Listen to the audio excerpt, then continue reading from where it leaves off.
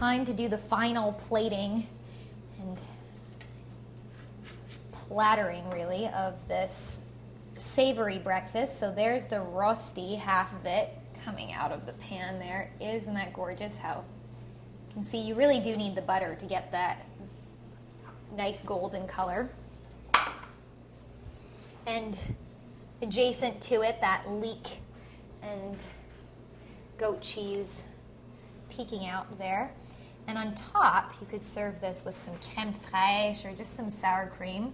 Or if you happen to know, and that'll ooze in, if you happen to know that the person you're serving this to likes their hash browns with ketchup, then by all means, put some ketchup. It's their birthday, so cater to them.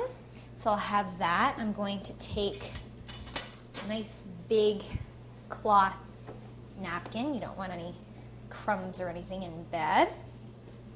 Put that there, some utensils, knife and fork. You need a drink, of course.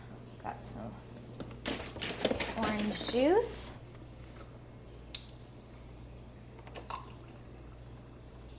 Got a little ice in there.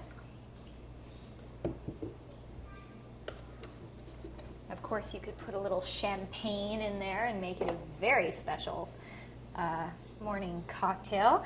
And then lastly, the fruit, just like that.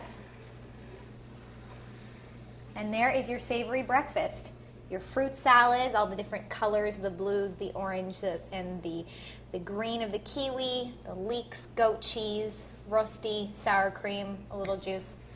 That's a pretty happy birthday breakfast, I think.